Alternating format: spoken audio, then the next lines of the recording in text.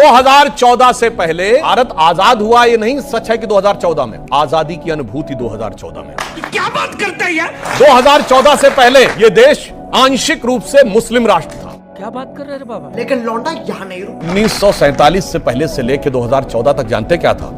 हिंदू भाग रहा था। मगर क्यों? मगर 2014 के बाद जागता हुआ दिख गया, भागता हुआ बुरा लगता था। ये कहानी है। जागता हुआ इनको अच्छा नहीं लग रहा। रुको जरा, सबर करो। सुधांशु जी ने कहा 2014 में आजादी का एहसास हुआ। क्यों हुआ, उसका कारण खोजिए। आइए देखते मजा आया। हिंदू महासभा और आरएसएस से इनकी पार्टी का जन्म हुआ है। जब देश की आजादी की लड़ाई चल रही थी तो हिंदू महासभा और आरएसएस अंग्रेजों के साथ थी। यही नहीं, अभी और सुनिए। आजादी की लड़ाई में शामिल नहीं थी, इसलिए जब देश आजाद हुआ तो देश की जनता ने इन्हें नकार दिया। अरे देवा!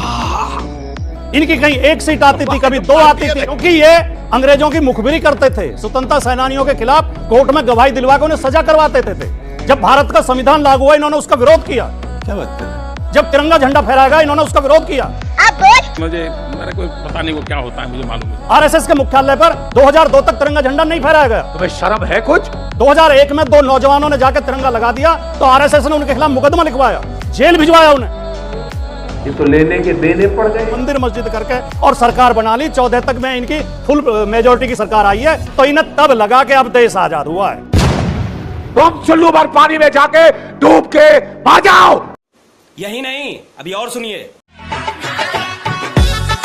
तो इन बीजेपी नेताओं से आए दिन ऐसी बातें पता चल रही है जिन बातों को आज तक देश के लोगों को पता ही नहीं था। जैसे कि 2014 से पहले देश आंशिक रूप से मुस्लिम राष्ट्र था। दोस्तों, इस तरह की बातें हमने आज से पहले भाई कभी भी नहीं सुनी, जो बात आज बीजेपी के नेताओं से सुनने को मिल रही है। और इन बीजेपी नेताओं के हिसाब से सन 1947 से लेकर अब तक हिंदू भाग रहा था और आज हिंदू जाग रहा है। ना जाने ये लोग इस तरह का ज्ञान कौन सी यूनिवर्सिटी से सीख कर आते हैं। दोस्तों, सुधांशु त्रिवेदी का कहना है कि भाई देश तो 1947 में ही आजाद हो गया था, लेकिन आजादी की सहानुभूति 2014 के बाद मिली है। यानी ये लोग आज से पहले गुलामी में ही जी रहे थे। दोस्तों, जैसा कि आपने वीडियो में देखा, बीजेपी का जन्म हिंदू सेना और आरएसएस से हुआ है। और आरएसएस हिंदू सेना वो है जिन्होंने देश की आजादी में कोई योगदान नहीं दिया है, बल्कि ये वही लोग हैं जो देश की आजादी के समय अंग्रेजों के साथ खड़े थे। और ये वही लोग हैं जो अदालतों में स्वतंत्रता सेनानियों के खिलाफ गवाही देकर उनको फांसी पर चढ़वा दिया करते थे। और ये लोग आज अपने आप को सबसे बड़े राष्ट्रवादी कहते हैं। दोस्तों, जरा आप ही सोचिए, आरएसएस ने 1947 से लेकर सन 2002 तक अपने मुख्यालय पर